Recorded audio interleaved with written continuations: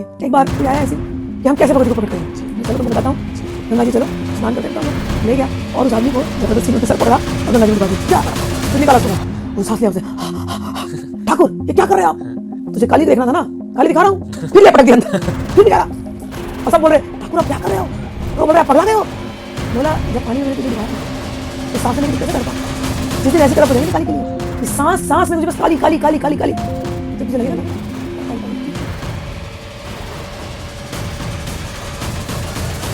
अखंड मंडलाकारं व्याप्तं येन चराचरं तत्पदं दर्शितं येन तस्मै श्री गुरुवे नमः। जय माँ, जय गुरुदेव। आप सभी को स्वागत है, आप सभी का तांत्रिक टॉक के सीज़न 2 में। आज हमारे साथ हमारे श्री पूज्य गुरु माँ मौजूद हैं और गुरु माँ जैसे कि आप जानते हैं कि जिन्होंने 10 महाविद्याओं की साधना की और उसमें पारंगत प्राप्त की और जिन्होंने इस कलयुग में तंत्र और भक्ति का जो समन्वय जो उन्होंने प्रकट रूप से प्रत्यक्ष करके दिखाया है कि तंत्र मार्ग में जिस प्रकार से लोगों में भ्रांतियां हैं कि वह केवल जादू टोने या उपाय का ही केवल एक मार्ग है, जहाँ पर केवल ये तंत्र मार्ग में सिर्फ यही है, काला जादू और ये सब।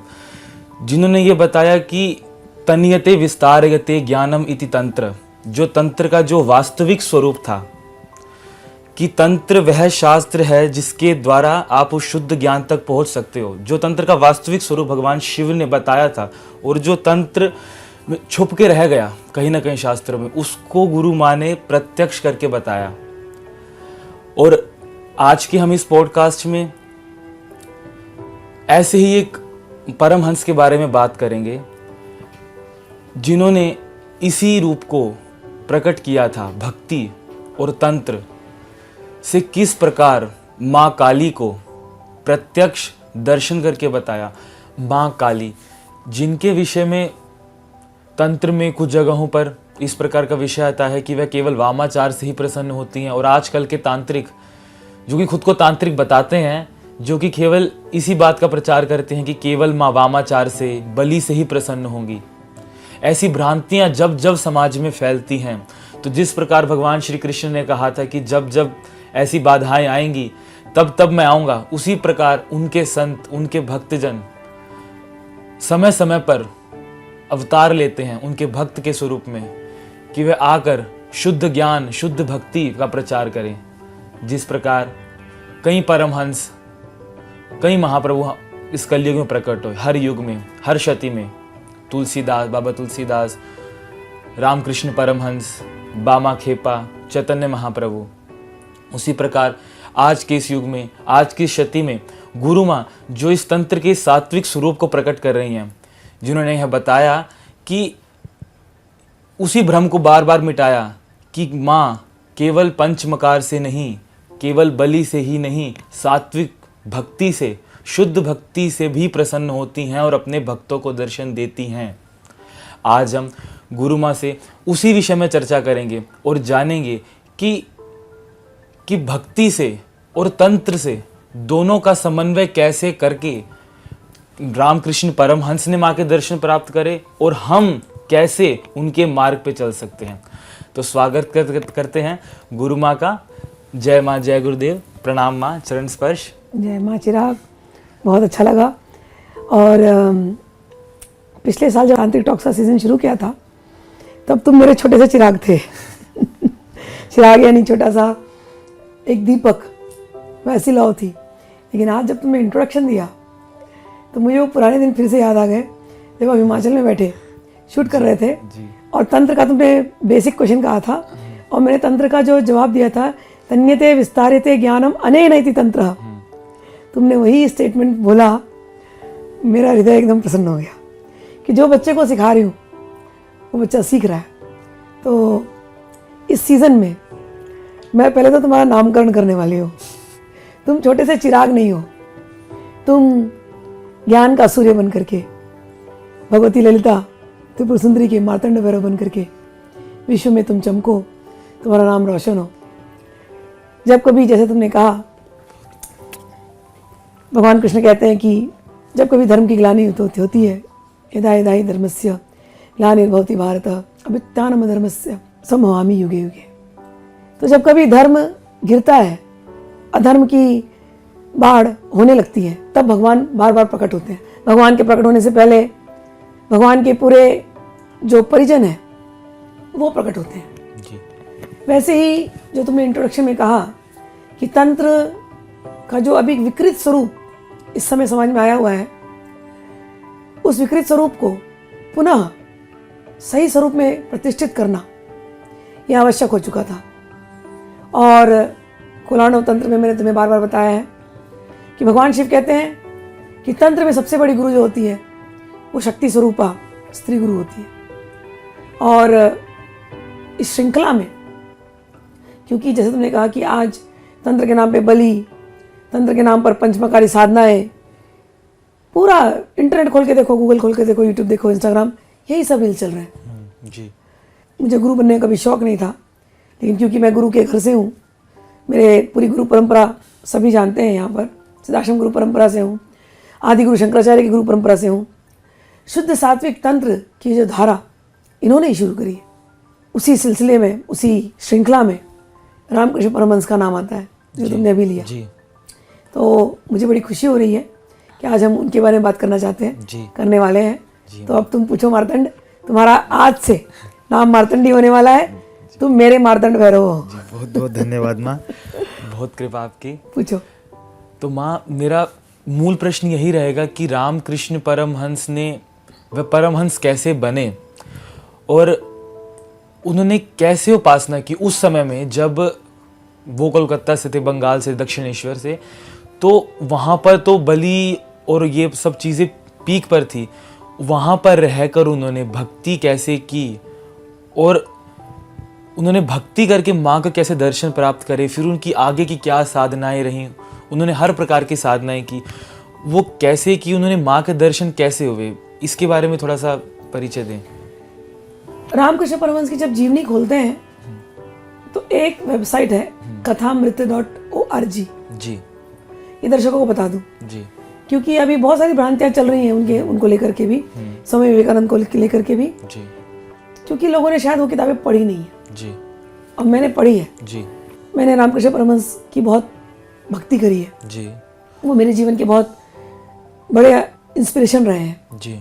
तो जब मैं पढ़ती थी किताब, जब मैं इस रास्ते में चलने लगी, तो जब मैं उनकी किताबें पढ़ रही थी, कथामृता के 5 वॉल्यूम्स हैं, 5 वॉल्यूम्स, जी।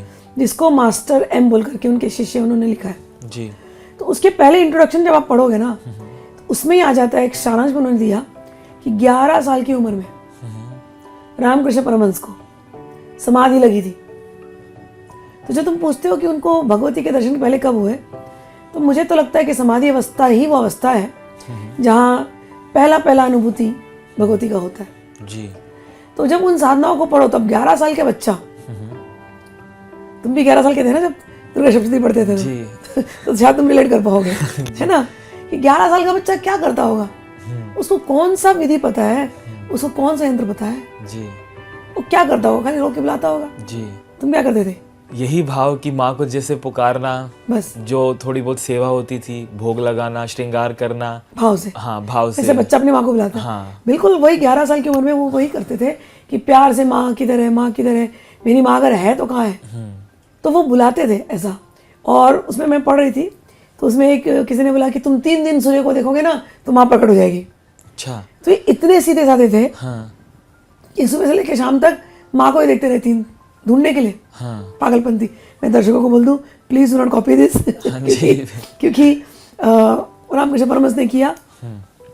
तो ये जब वो पढ़ो आप जीवनी, तो याद समझ में आता है कि 11 साल का बच्चा इतना आतुर है कि आतुरता से निहार रहा है उस सूर्य को, जी। कि क्या पता इस सूर्य में मुझे माँ दिखाई दे। जी। जी। 3 दिन किसी बच्चे ने ऐसा निहारा होगा, तीसरे दिन के एंड में वो शायद मूर्छित हो गए। मूर्छा की अवस्था थी। और उस मूर्छावस्था में जो उन्होंने समाधि अवस्था का अनुभव किया और उस प्रेम को अनुभव किया, उस माँ के स्पर्श को अनुभव किया। ये तो नहीं कहा जा सकता कि उन्होंने माँ को देखा, लेकिन माँ के स्पर्श को अनुभव करना। तो पहला दर्शन जो होता है ना भगवती का, उस स्पर्श का अनुभव होता है। स्पर्श ऐसा नहीं कि पंचभूतात्मक हाथ लग जाए, जी। आपका हृदय, बच्चे का हृदय और माँ की भावना, ये इतनी एक में एक मिल जाती है, इतनी तन्मयता आ जाती है कि उस समय सबका भान भूल जाते हो। आंख बंद करो तो लगता है बस माँ ने स्पर्श किया है। जी। वो स्पर्श, समझ में आया ना, यादों में स्पर्श, भावनाओं में स्पर्श, और वो स्पर्श इतना गहरा होता है कि ऐसा कोई आपको शारीरिक स्पर्श भी शायद ऐसा आनंद न दे सके जो अंतरात्मा का स्पर्श देता है। जी। तो वो स्पर्श का अनुभव 11 साल की उम्र में उन्होंने किया। ये उन्होंने स्वयं अपने जो शिष्य बैठे थे वो दिया था। उसके बाद उनके पिताजी की मृत्यु हो गई थी। फिर मृत्यु के बाद वो पूरा परिवार, जहाँ वो रहते थे कमारपुकुर, वहाँ से वो आगे बढ़ करके वो लोग दक्षिणेश्वर आए। अभी हम लोग दक्षिणेश्वर गए थे जी। तो तुमको दक्षिणेश्वर मंदिर देखा होगा तुमने, जी। कितना सुंदर मंदिर है। बहुत सुंदर। तो उसमें काली माई की सेवा में वो लग गए, पंडित बन गए। जी। और उसी प्रांगण में राधा कांत का एक मंदिर है, जी, कृष्ण भगवान को तुमने देखा था। जी। उसी में 12 शिवलिंग है। जी। तो ये मंदिर एक अपने आप में मुझे लगता है एग्जाम्पल है जी। हमारे सनातन धर्म का, जी। कि जहाँ शिव की भी पूजा हो रही है, काली की भी पूजा हो रही है, भगवती, और राधा कृष्ण की भी पूजा हो रही है। जी। तो रामकृष्ण इन सब की पूजा करते थे। जी। लेकिन जब भगवती काली की पूजा करते थे तो विशेष रूप में इतने भाव में आ जाते थे कि वो जो फूल चढ़ाते थे ना कभी भगवती को, तो उन्हें लगता था कि भगवती बाहर कहाँ है, तो भगवती मेरे अंदर है। तो ऐसे फूल लेकर के अपने सर पे चढ़ा लेते थे। अच्छा। हाँ, कि वो माला लेते थे, हाँ। मूर्ति भूल जाते थे, हाँ। क्योंकि आंख बंद किया तो भगवती बैठी है ना हृदय में। माला लिया, फूल लिया, जल लिया, और उसका प्रसाद ऑफर कर रहे थे, प्रसाद भी लेके खुद ही खा लिया, खुद ही खा ली। अच्छा। भावना में, क्योंकि आंख, वो मूर्ति वहां अब अंदर में, हृदय में। समझे बात? अब ये जब वो करने लगे ना, तो पीछे वालों ने देख लिया, किसी ने देख लिया, ये क्या कर रहे हैं, ये तो पूरी अशुद्धि कर रहे हैं। तो उन्होंने जा करके वो जो दक्षिणेश्वर का जो मंदिर बना है, रानी रश्मनी, हाँ। उनका बनाया मंदिर है। उनको सपनों में ये निर्देश आया था कि मंदिर बनाना है। तो कंप्लेंट गई रानी रश्मनी के पास कि कैसा पंडित रख दिया है, वो काली को चढ़ाने के बजाय खुद ही खाता है। तो जा करके रानी रश्मनी एक दिन बोले अच्छा मैं देखती हूँ।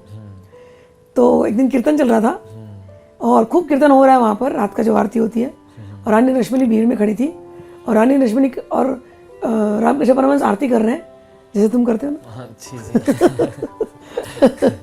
खूब ऐसे भाव में आरती कर रहे हैं, और तब तक वहाँ से आए भागते हुए, यहाँ मूर्ति खड़ी है और ये पीछे भागते हुए, और रानी रश्मनी को उन्होंने एक चाटा चढ़ दिया। अच्छा। हाँ, सब लोग घबरा गए कि पागल हो गया है क्या ये। जिसने नौकरी दी है, जिसने स्थान दिया रहने के लिए, और ये रानी है जिसका ये मंदिर है, उसको आकर के चाटा लगा। तो रानी रश्मनी ने रोका, क्या हो गया? बोले यहाँ पर आई है काली माई के लिए, और सोच रही अपना काम बैठ करके, ऐसे क्या काली माई प्रसन्न होती है, तो जाओ काम ही करो। अच्छा। समझ आई बात?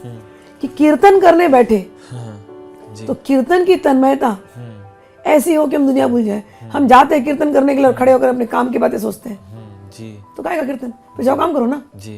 रानी रश्मनी को समझ गया कि ये कोई साधारण नहीं है, साधारण नहीं है। यह असाधारण है। जी। और रानी रश्मनी ने सबसे कहा कि इनको कभी छेड़ना नहीं। जी। जी। ये जो करते करने दो। करने दो। हाँ। इनकी ये भाव की स्थिति, ये पागलपन बढ़ता गया, बढ़ता गया, बढ़ता गया। एक दिन काली माई को पूछते पूछते इतने भावातुर हो गए कि तू है कि नहीं है, कि तू केवल एक पत्थर है, जी। तू निकल। तू अगर नहीं निकली इस पत्थर से तो मेरे जी का के क्या फायदा, अगर ये जीवन भार है, अगर तुझे मैंने नहीं देखा तो। और वो पागलपन की स्थिति ऐसी भरी बढ़ गई, बढ़ गई, बढ़ गई। तू नहीं निकलेगी ना, अभी तेरे हाथ का खड़ग लेकर अपना गला काट दूंगा। उठे, खड़ग निकाला। जी। जैसे खड़ग निकाला, भगवती प्रकट। भगवती ने हाथ पकड़ा और वो हाथ इधर रुक गया उनका, खड़ से कटा नहीं, और वो खड़ग नीचे गिर गया, और भगवती सामने, और प्रसाद इनके हाथ में था। अब तो क्या करे ना क्या करे, आंखों में बस अश्रुधार बह रही है, बस पलकों के सामने भगवती खड़ी है, अब बस प्रेम का आदान प्रदान हो रहा है। और जब थोड़ा होश आया तो भगवती को उन्होंने प्रसाद खिलाया, काली को, और कहा कि अब तो रोज होने लगा ये सिलसिला। सिलसिला ये चाहत का चलता ही रहा। अब रोज आते, रोज उसी भाव में वो खिलाते, और भगवती उसी मूर्ति से प्रकट होती, उनके हाथ से वो भोजन खाती। जय हो। तो ये इनकी जो जीवनी पढ़ो कथामृत में, तो कथामृत में ये जो मैंने पढ़ा था, ये मैं आज तुमको शेयर कर रही हूँ कि काली माँ का दर्शन उन्होंने उसी दक्षिणेश्वरी काली की मूर्ति से साक्षात प्रकट किया था। जी। जी। और माँ मैंने ये भी सुना और ये भी पढ़ा था कि जब वो साधना करते थे तो बस उनका यही नियम था कि वह विग्रह के सामने बैठ के बस माँ को निहार के रोते रहते थे और माँ माँ माँ पुकारते थे। बस तो हम देखते हैं कि मार्ग जो उन्होंने प्रकट किया कि इस मार्ग से माँ माँ माँ कहकर ही रो कर ही उन्होंने पुकारा और माँ आई। तो फिर उन्होंने जब माँ के दर्शन हुए तब उन्होंने आगे की क्या साधनाएं की, और जब उन्हें माँ के दर्शन हो गए तो उन्हें आगे की साधनाएं करने की क्या आवश्यकता थी? देखो, रामकृष्ण परमहंस तो सिद्ध पुरुष थे जी जिनको हम कहते हैं नित्य मुक्त। नित्य मुक्त जी थोड़ी सी समझनी पड़ेगी कॉन्सेप्ट। साधारण जीव नित्यबद्ध है। रामकृष्ण परमहंस हुए, परमहंस योगानंद हुए, विवेकानंद हुए, चाहे हमारे गुरुजन हुए बाबा भूतनाथ जी इत्यादि, ये लोग नित्य मुक्त होते हैं। जी ये संसार में आते हैं कुछ लीलाएं करने के लिए, कुछ समय के लिए इनके ऊपर आवरण माया का होता है ताकि ये जीवन में रहना ये सीख ले, क्योंकि इनके पास अलग अलग शिष्य आने वाले हैं। जी उनको मार्ग दिखाने का काम करना है। तो वह माया का आवरण इनके ऊपर थोड़ा दिन चढ़ाया जाता है, इनको सुख और दुख से परिचय कराया जाता है, इनको प्रेम वीरा से परिचय कराया जाता है, इनको जीवन के उतार चढ़ाव दिखाए जाते हैं ताकि वो समझे। रामकृष्ण परमहंस ने कई बार कहा है कि जो राम थे, जो कृष्ण थे, वो रामकृष्ण बनकर के आए। जी रामकृष्ण परमहंस का जो लक्ष्य था ये बताना कि जितने मत उतने पंथ, ठीक है ना, और सारे के सारे पंथ उसी भगवती के पास ले जाने वाले हैं। जी तो उन्होंने, रामकृष्ण परमहंस की जीवनी बड़ी अद्भुत है कि उन्होंने भक्ति से तो सिद्ध कर ही लिया था, वो नित्य मुक्त थे। जी वो कुछ ही दिन के लिए आवरण था उनके ऊपर, जी ये लीला करने के लिए कि भगवती मूर्ति से प्रकट होती है और वो फिर वो निहार निहार के देख रहे हैं, क्योंकि नित्य मुक्त के लिए एक बार प्रकट है तो प्रकट है, वो कभी हटती ही नहीं। जी तो वो लीला उतनी की। लेकिन अब जब शिष्य लोग आ रहे हैं, जी अब शिष्य तो उनके आकर्षण शक्ति से आ रहे हैं, हाँ जिसके अंदर भगवती की आकर्षण आ जाती है, जी लोग खिंचे हुए आते हैं। वो बोलते थे रामकृष्ण परमहंस कि जहाँ सूर्य उगता है उसकी रोशनी फैलनी है, फैलनी है, बिल्कुल जहाँ फूल खिलता है वहाँ भंवरे आने ही है। बिल्कुल तो अब इतने भंवरे आ रहे हैं इनके अंदर की उस दिव्यता की वजह से। बिल्कुल काली माई उनके हृदय में बैठी नाच रही है, उनके मुख से नाच रही है, उनके नेत्रों में नाच रही है, उनके भाव में नाच रही है। तो काली माई जब अंदर बैठी है तो उनका जो आभा मंडल है उससे खिंचे हुए लोग आ रहे हैं। लेकिन अब जो लोग आ रहे हैं वो तो नित्य मुक्त नहीं है, जी वो तो नित्यबद्ध है, जी तो उनको तो साधना देनी पड़ेगी। जी तो उनको साधना देने के लिए फिर गुरु जो है वो साधना के पथ पर चलते हैं। जी जैसे भगवान कृष्ण है, कृष्णम वंदे जगत गुरु, वो जगत गुरु है, जी लेकिन वो खुद भी तो गुरु बना रहे हैं ना जी संदीपनी मुनि के पास जाकर के। क्यों बनाते हैं? महाजन उयन गता सपंथ, कि महाजन जिस रास्ते पर चलते हैं जी उसी रास्ते को साधारण लोग फॉलो करते हैं। जी तो रामकृष्ण परमहंस तो सिद्ध है, लेकिन अन्य जो शिष्य उनके पास आ रहे हैं जी उनको रास्ता बताने के लिए जी रामकृष्ण परमहंस ने अलग अलग साधनाएं की, और उन साधनाओं में कृष्ण भगवान की साधना करी है। जी बंगाल क्षेत्र में चैतन्य महाप्रभु बहुत पॉपुलर है, जी जी तो उन्होंने भक्ति वाली चैतन्य महाप्रभु की साधना भी की थी। और एक बार यात्रा चल रही थी तो उनके अंदर चैतन्य महाप्रभु का भावावेश भी आया है, ये भी मेंशन किया है। अच्छा हाँ। और बंगाल में कृष्ण की साधना में जो गोपी भाव है, जी गौड़ीय संप्रदाय में गोपी भाव प्रमुख है, जी तो उस गोपी भाव को प्रकट करने के लिए इन्होंने वो साधनाएं भी की, श्री कृष्ण की साधना। जी इन्होंने रामलला की साधना करी, जी और उस भाव में हनुमान जी बन करके दास्य भाव में, तो उन्होंने सख्य भाव की साधना करी, गोपी भाव, दास्य भाव की साधना करी, ठीक है ना। और इतना ही नहीं, उन्होंने मुसलमान बन करके, बिल्कुल उन्होंने वो मुसलमान वाली लुंगी होती पहन करके उन्होंने दक्षिणेश्वर छोड़ दिया, वो जा करके जहाँ मॉस्क था ना जी जी वहाँ पर बैठ करके बिल्कुल लोटा वोटा लेके जा करके बिल्कुल 5 टाइम नमाज करते हो, अच्छा छोड़ ही दिया था अच्छा अपना पूरा। अच्छा उन्होंने वो भी किया। उन्होंने वहाँ पर बंगाल में क्रिश्चियन लोगों का भी बहुत इन्फ्लुएंस है, जी एंग्लो क्रिश्चियंस बहुत है वहाँ जी, पर, जी। तो वहाँ पर चर्च था, उस चर्च में भी जाकर के उन्होंने जो चर्च का जो मेथड है उन्होंने फॉलो किया।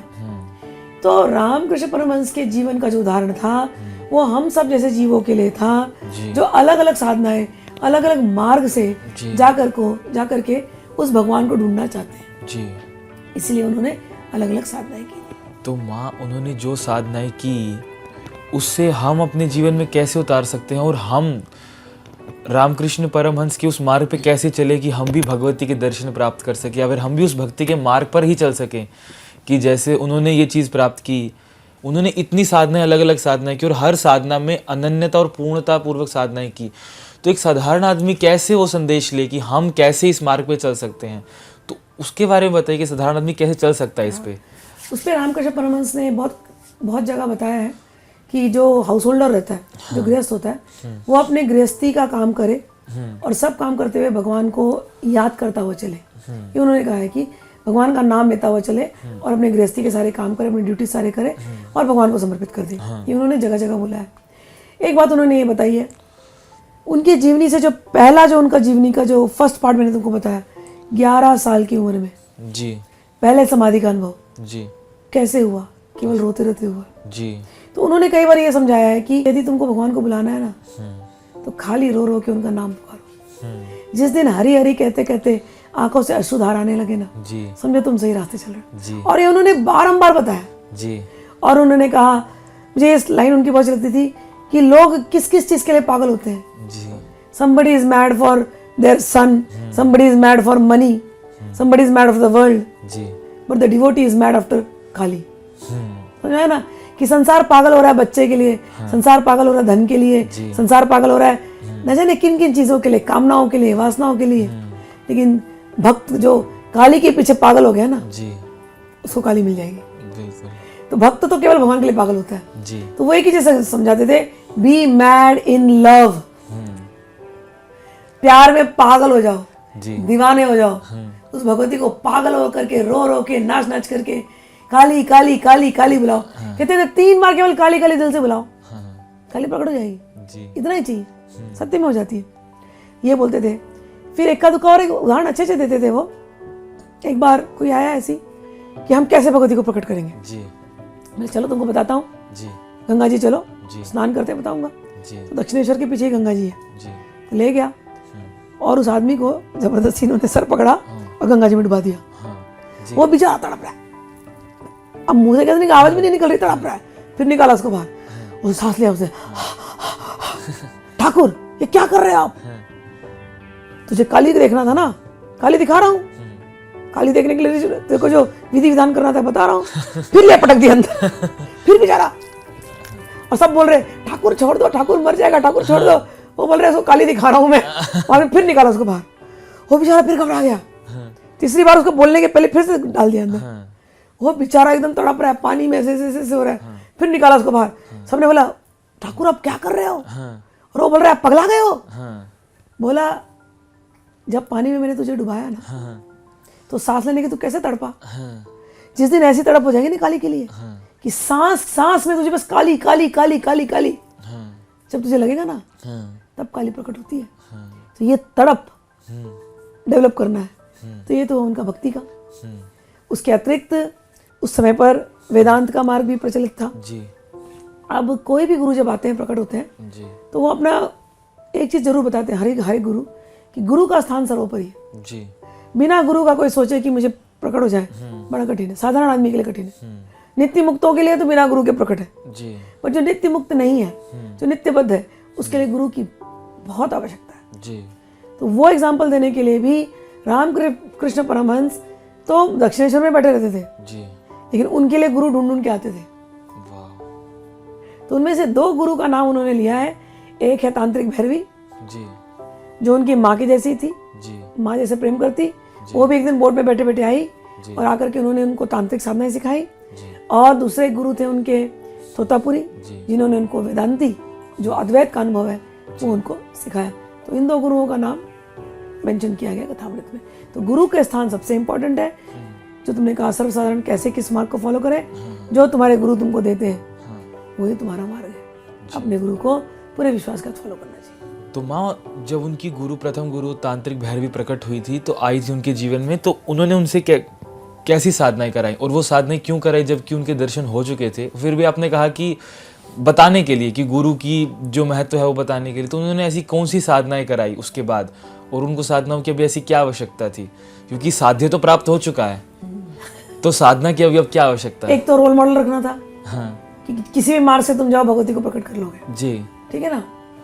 दूसरा, तंत्र की साधनाओं में भगवती का 2 स्वरूप है। जी भगवती मात्र स्वरूप में, भगवती कामेश्वरी स्वरूप में। जी तंत्र की साधना में भगवती का सर्वोपरि स्थान है। और दुर्गा सप्तशती तुमने पढ़ी है जी। तो उसमें कहते हैं ना कि सारी जगत की स्त्रियां वो भगवती का स्वरूप है। उन जगत की स्त्रियों में कुछ माताएं हैं जी। तो भगवती का स्वरूप है, कुछ आपकी बहनें हैं भगवती का स्वरूप है। जी। इसके अतिरिक्त चाची, मामी, काकी, मौसी, जो भी तुमको दिखता है भगवती का स्वरूप है। जी। तुम्हें अगर तुम किसी रेड लाइट एरिया में जा रहे हो, जी। वहां भी जब स्त्रियों को देखते हो तो तुम उसी आदर से देखो, जी। वो भगवती का स्वरूप है। जी। तुम्हारे घर में कोई नौकरानी आती है, कहने को तो उसका पेशे के हिसाब से हम लोग सोशल स्टेटस अलग है, जी। लेकिन उस नौकरानी के अंदर भी भगवती का स्वरूप है। जी। तंत्र हमें हर एक में भगवती का स्वरूप बताता है। तो ये तो आपके जीवन की अलग अलग स्त्रियां हो गई, लेकिन एक और स्त्री होती है जीवन में जो कि आपकी पार्टनर होती है। जी। वो स्त्री का स्थान बहुत अत्यधिक ऊंचा है। जैसे माता का स्थान है वैसे ही आपके पार्टनर का स्थान है। जी। क्योंकि माता से आपको प्रेम तो अनुभव होता है, लेकिन फिर भी माता का एक फॉर्मेलिटी रहती है। जो आपकी पार्टनर होती है, गर्लफ्रेंड बोलो, जी। पत्नी बोलो, जी। जो भी है, उसका स्थान और भी ऊंचा होता है, क्योंकि उस स्त्री ने अपना सब कुछ आपको समर्पित किया होता है। जी। बिल्कुल। समझ में आया ना? वहां पर फॉर्मेलिटी नहीं होती। जी। उसने आपके हृदय को प्रेम से भरा होता है। जी। उसने जो जीवन में खालीपन था, कई बार माताओं से हम बात करते हैं, माताएं प्यार देती हैं, वात्सल्य देती हैं, करुणा देती हैं, लेकिन जीवन में अगर एक कोई खालीपन हर इंसान के होता है, वो खालीपन की पूर्ति आपकी प्रेयसी करती है, बिल्कुल। आपकी गर्लफ्रेंड करती है, आपकी पत्नी करती है। जी। उस स्थान को वो स्थान माता नहीं ले सकती है। ये प्रेयसी, ये पत्नी, ये गर्लफ्रेंड जब वो स्थान ले लेती है ना, तो ये माता का भी रोल निभा देती है। जी। वो माता ऐसा करुणा भी दे सकती है और वो आपको जो माधुर्य रस का प्रेम है वो भी दे सकती है। जी। तो भगवती के ये दो स्वरूप है, जी।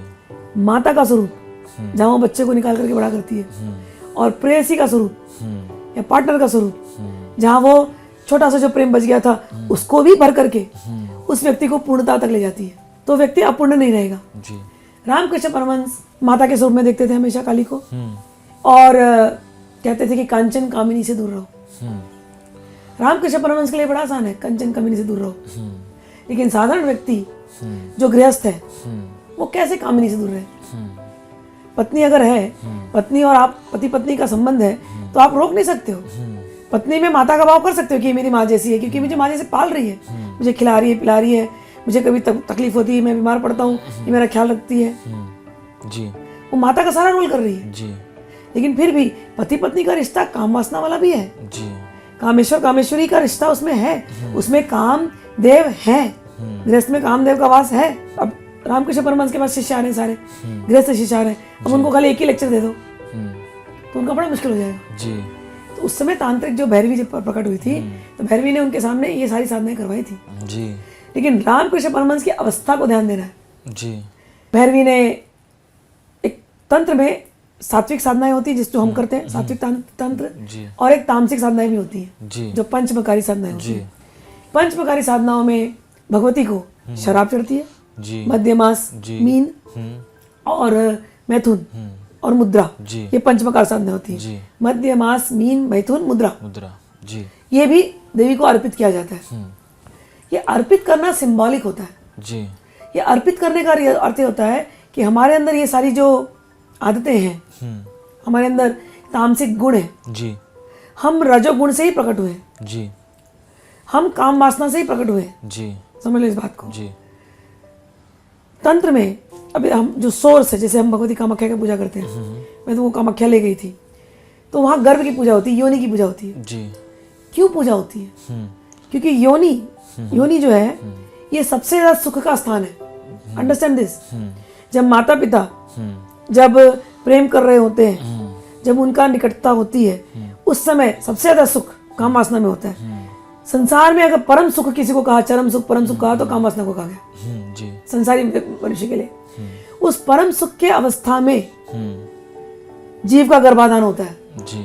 आप पैदा हुए, जी। माता पिता जब परम सुख की अवस्था में थे, आप आत्मा स्वरूप में माता के गर्भ में गए। जी। तो योनि का स्थान परम सुख का स्थान है। योनि का स्थान आपके गर्भाधान का स्थान है। जी। तो बीज कब गया था अंदर? सुख के समय में। जी। आप आत्मा रूप में माँ के गर्भ में गए, किस क्षण में गए थे? परम सुख, परम सुख के समय। परम आनंद और प्रेम। प्रेम। हमने काम वासना को गलत तरीके से नहीं देखा, माता पिता प्रेम में, प्रेम में। और उस समय एक आत्मा अंदर जाती है। जी। तो जब बीज ही इतना सुख में गया, तो बीज जब संसार में बाहर आएगी तो वो बीज का फल कैसा होना चाहिए?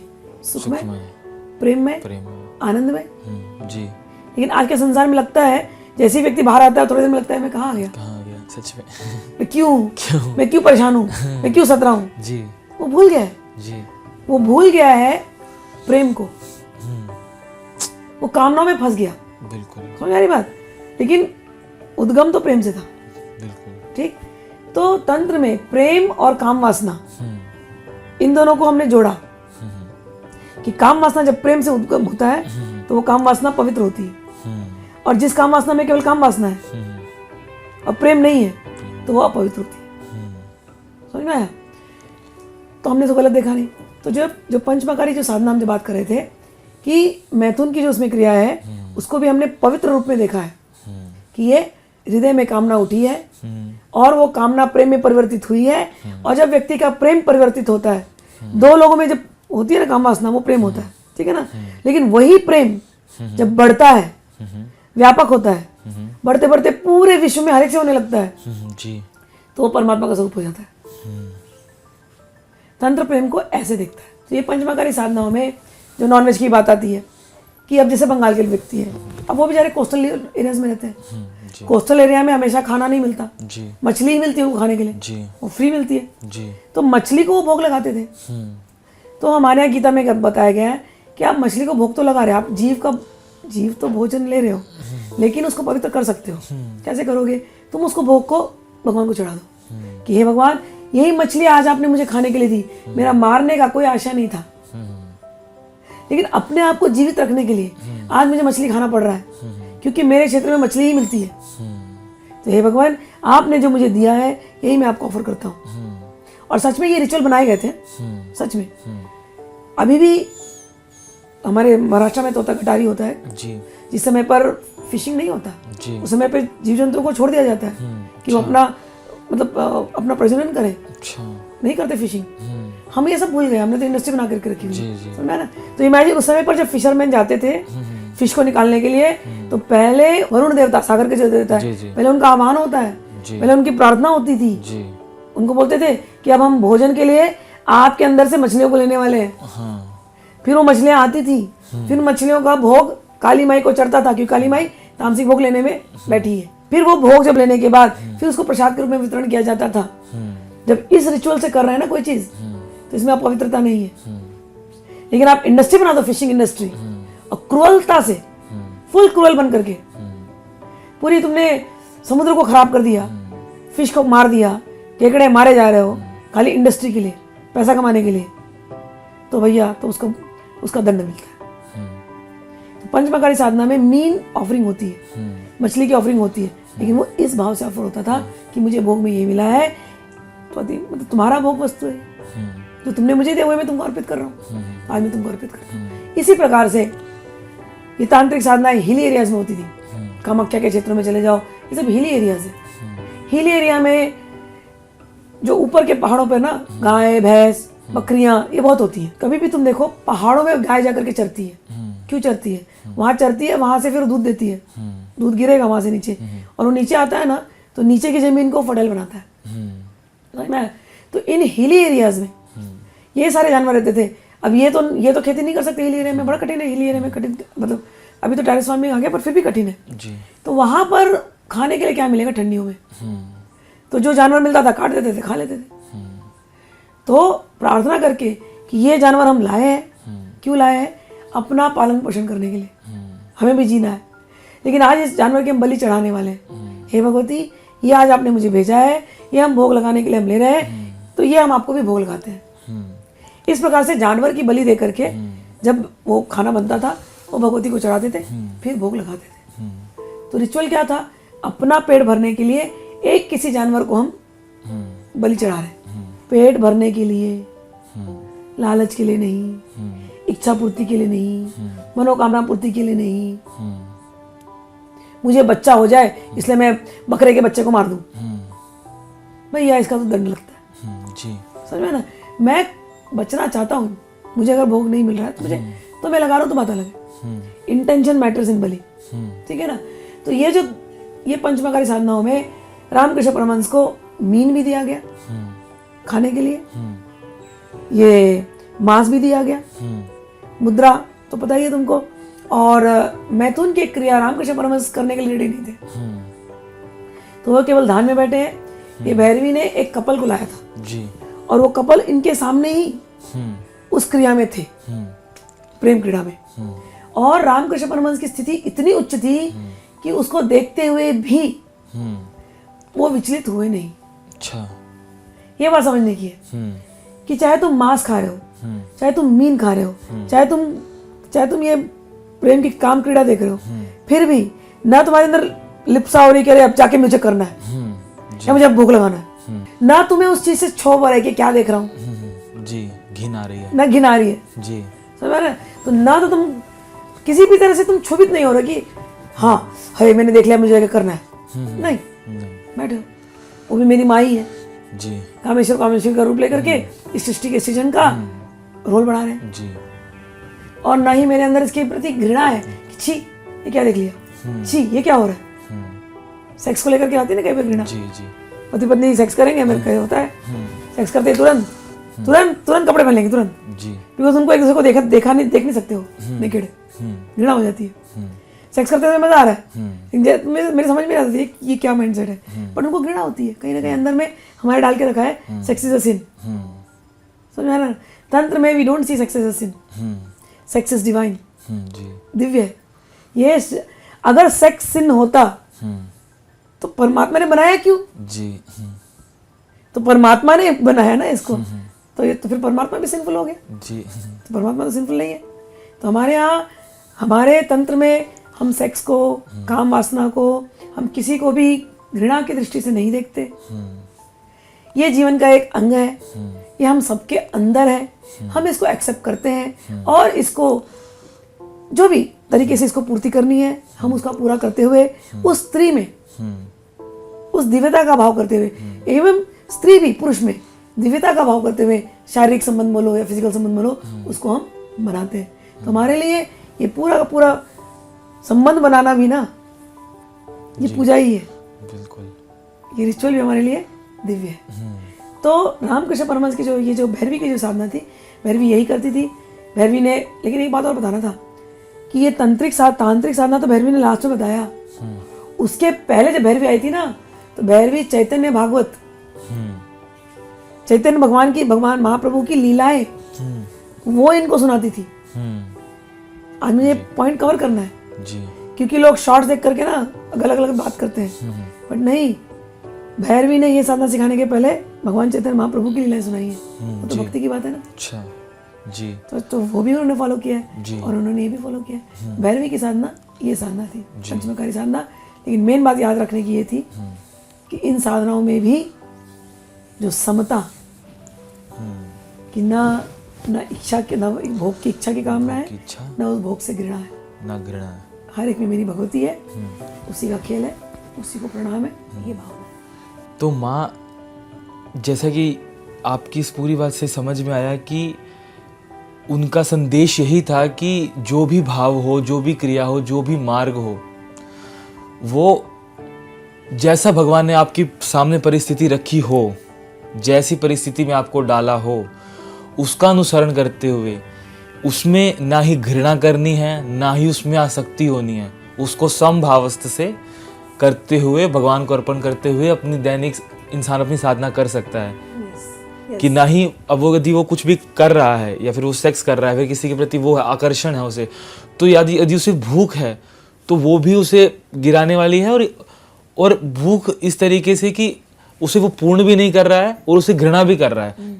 कि जिसे भूख है बाद में वही फिर घृणा कर रहा है, जो अधिक मीठा खा रहा है बाद में वही कह रहा है कि मैंने मीठा ज्यादा खा लिया, उसे वो मीठे को गाली भी दे रहा है। हाँ। वही गाली देगा जिसने मीठा ज्यादा खाया। जो इतना खा रहा है वो गाली नहीं देगा। तो वही हर चीज में, तो फिर जो आपकी बातें समझ में है कि यही कि इसी का हर चीज का आनंद लेते हुए उसे भगवान को अर्पित करते हुए करना है। समराइज में यही है जी। तो गीता में भी बोलते हैं ना, समता योगम उच्यते। जी। तो तो क्या साधारण आदमी को भी जो तंत्र मार्ग में भी चल रहा है, भगवती की उपासना कर रहा है, कि उसे भी ये साधना करनी अनिवार्य है, या फिर वो केवल इस उद्देश्य को ही पकड़ के वो समझ सकता है, आगे बढ़ सकता उसे अनिवार्य नहीं है। है? जी मैंने कहा तंत्र में सात्विक साधना भी होती है, तामसिक साधना भी होती है। जी जिसका सात्विक स्वभाव है जी वो सात्विक साधना ही करे, वो जी उसको तामसिक साधना करने की आवश्यकता नहीं है। जी लेकिन जिनका तामसिक स्वभाव है जी उनको तुरंत सात्विक साधना देंगे, उनसे होगा नहीं। जी तो वो तामसिक साधना, उनके गुरु जो होते हैं, तामसिक गुरु मिल जाते हैं उनको, तो वो तामसिक गुरु तामसिक करते करते करते करते धीरे धीरे प्यूरिफाई होते होते। तो साधना में मैंने कई बार समझाया, तंत्रों में 3 भाव होते हैं, पशु भाव, वीर भाव और दिव्य भाव। ठीक है ना। तो अभी जो ये जो बीच की जो साधना मैंने तुमको सिखाई, मतलब भैरवी वाली जो बता रही थी मैं, वो वीर भाव में आती है। जी वीर भाव में उन व्यक्तियों के लिए जो राजसिक और तामसिक है, जो संसार में लिप्त है। उनको बोल दो कामनी से दूर रहो, कामनी से दूर रहो, हो ही नहीं सकते वो। जी तो उनको बोलते भैया एक कामनी को पकड़ जी और तू एक कामनी व्रत रहे, और उसके बाद जो इच्छा पूरी करनी पूरी कर ले। अपनी घृणा और लिप्सा दोनों पूर्ति दोनों पूर्ति करके समभाव तक समभाव में पहुंच जी ऐसे। लेकिन किसी के अंदर ये है ही नहीं। जी कोई इतना सात्विक है कि उसको हर स्त्री में खाली माता ही नजर आ रही है, तो उसको थोड़ी ना बोलेंगे भैया आप तू जाकर के ये वाली साधना कर, नहीं करने की जरूरत है। जी ठीक है ना। तो वैसा है। तो सात्विक जो लोग हैं वो सात्विक तंत्र करें, वो भगवती की पूजा जिस रूप से वो करना चाहते हैं वो करें, कंपल्सरी नहीं कि उसको ये साधना करनी है। जी तो जो आप हैं, यूनिवर्स जो है ना आपको वैसे वैसे गुरु से मिलाएगा, वैसे वैसे आपकी शुद्धिकरण कराते जाएगा। 1 जन्म 2 जन्म 3 4 जन्म में आप फिर शुद्ध हो जाओगे। फिर शुद्धि का जो अवस्था होती है ना, कि उसमें हर एक चीज में वही भगवती नजर आती है। जी तो वो अवस्था आ जाती है, फिर तो आप इन सबसे ऊपर उठ चुके। जी बस वही लक्ष्य होता है। जी। और माँ आगे उन्हें तोतापुरी मिले, उन्होंने उन्हें वेदांती या फिर अद्वैत मार्ग का जो उपदेश दिया, Yes. तो उसका क्या उद्देश्य था? यही हम सबको सीख देने के लिए कि लोग लड़ाई करते हैं ना, हमारा मार्ग बड़ा कि हमारा मार्ग बड़ा। तो उन्होंने जब तोतापुरी आए तो तोतापुरी ने उनको अद्वैत की शिक्षा दी। और जब रामकृष्ण परमहंस बैठे ध्यान में, 3 दिन के अंदर उनका ध्यान लग गया। और वो पूरे जो बोलते ना, लेकिन ध्यान लगने में थोड़ी सी एक ही कठिनाई हो रही थी, क्योंकि उन्होंने जीवन पर्यंत काली के चेहरे को ध्यान किया था। जी तो वो आंख बंद करते तो काली प्रकट होती है वो जी। जो फॉर्म में। तो वो बोलते कि फॉर्म निकाल दे, फॉर्म के बियॉन्ड जो रह गया वो अद्वैत है। जी तो निकाल नहीं पा रहे थे। तो तब तोतापुरी ने एक कांच का टुकड़ा लिया और ऐसे बोला अभी मैं वो काली की मूर्ति को काटता हूँ। जी जैसे ही काटा वो काली की मूर्ति छिन्न भिन्न हुई। तो इन्हें केवल वो जो निर्विकल्प समाधि, जी कि अब कुछ रहा ही नहीं, जी वो मूर्ति जिसको मैंने पकड़ के रखा था वो मूर्ति भी अब नहीं है। जी तो अब क्या रहा, बस केवल पूर्णानंद संपूर्णानंद ब्रह्मानंद रहा। जी तो उस आनंद में खो गए। जी तो तोतापुरी तो शौक हो गए, बोले 40 साल मुझे लगा ये साधना करने के लिए, जी ये 3 दिन में हो गया इसका। जी समझ में? तो वो केवल एग्जाम्पल देने के लिए आए थे कि उस साधना से भी जो ब्रह्म का अनुभव होता है वही काली है। काली में और ब्रह्म में कोई अंतर नहीं है। रामकृष्ण परमहंस ने बारंबार बोला है। जी उस अनुभव के बाद वो निकल करके आए और उन्होंने कहा कि ये अनुभव अच्छा था, जी लेकिन मुझे तो मेरी माँ के रूप में चाहिए। जी मुझे वो काली के हाथ में को खेलना अच्छा लगता है। हाँ, जी तो वो तोतापुरी ने उनको आशीर्वाद दिया कि तुम हमेशा उस द्वैत रूप में रहो, जी ऐसे करके। तो हमारे उदाहरण के लिए दिया था। जी। उनके आगे का मार्ग क्या रहा? उन्होंने आगे क्या कोई और साधना करी, या फिर उन्होंने क्या उपदेश दिया? हाँ, साधना तो जैसे मैंने तुमको बता दिया था कि वो इस्लाम मार्ग से भी जाके करके आए, वो गोपी भाव में करके आए, हनुमान जी बन करके आए, ये सारी साधनाएं मेंशन की गई हैं।